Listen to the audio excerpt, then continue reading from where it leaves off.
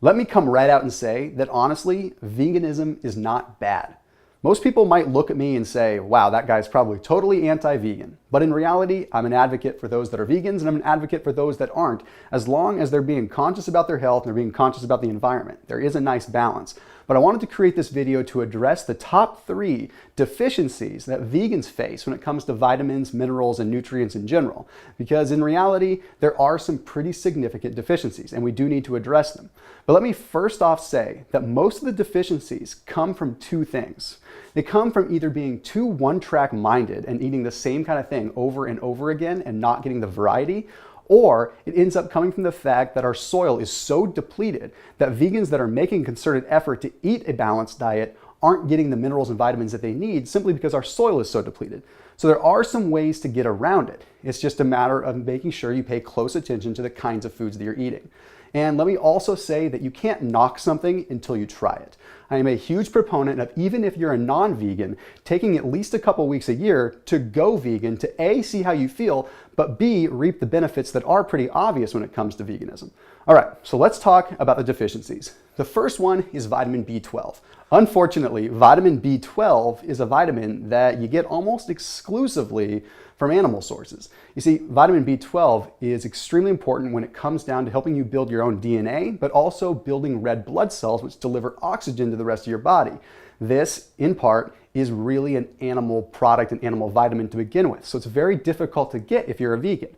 But there are a few foods that you can use, but one in particular, and that is nutritional yeast, okay? That's that powdery, yellow, flaky stuff. I highly recommend, if you're vegan, adding that whenever you can, because it's definitely going to give you a nice boost of vitamin B12 that you're going to be hard-pressed to find anywhere else in a non-animal source. Additionally, there's always B12 supplements, okay? You've got cyanocobalamin and you've got methylcobalamin. Those are the 2 kinds that you can get vitamin B12 from. And they are both a non-animal form. So you're able to get it in a supplement that, although one is synthetic, is still not gonna really trigger anything that's gonna break your veganism diet. The number 2 thing that most vegans are deficient in is going to be simple omega-3s. And in reality, whether you're an omnivore or a vegan, it's hard to get enough of your omega-3s, simply because you have to be eating copious amounts of fish to really get it.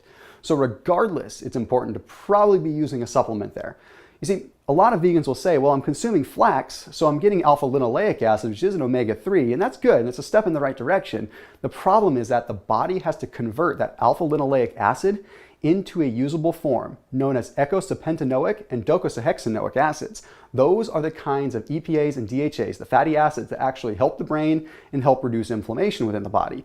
ALA, like from flax, takes a lot of work to really get you there. So what do you do? If you don't eat any kind of animal products, how do you get your omega-3s? Well, step 1 is, yes, you can eat flax. You just have to eat copious amounts of it. Step 2 is to eat a lot more algae and seaweed products, or take a docosahexaenoic acid, DHA product that's derived from algae. In fact, DHA that comes from algae is significantly better than DHA that's coming from a sardine source or a mackerel source. Then lastly, you can eat a lot of cabbage, but eating a lot of cabbage comes with some side effects too, like bloating and gas and overall GI discomfort. So you're probably best going for the algae or the seaweed and living like a mermaid. Okay, the last one is calcium. Yeah, vegans don't get enough calcium. And a lot of times we have a lot of foods that are fortified with calcium, but the problem is most vegans are health conscious. That means that most vegans aren't eating a lot of processed foods, which means they're not getting the process and fortification that these processed foods have to add extra calcium in. But I stress for you to think about this a little bit differently. Rather than trying to get more calcium, because in reality, we don't really need more calcium, we have a lot of it, we need to absorb it more. We need more vitamin D, which poses another problem. Vegans aren't getting a lot of vitamin D because, again, it comes from animal sources or proper sunlight. And if you're living in an area where it's hard to get enough sunlight, that can be really tough. That leaves you with really only one option, and that's taking a vitamin D supplement that is not derived from an animal source. That's really the only real way about it to get adequate amounts of vitamin D. So I highly recommend taking in 2,000 to 5,000 IUs of vitamin D, and you'll dramatically feel a big shift in your mood and how you feel overall, but it's also going to end up helping your bones in the long run, more so than just drinking a glass of almond milk. So there you have it. Those are the 3 simple deficiencies that vegans face. Although they're big ones, they're easy to fix if you pay attention and add just a smidget of these little things throughout the course of your day.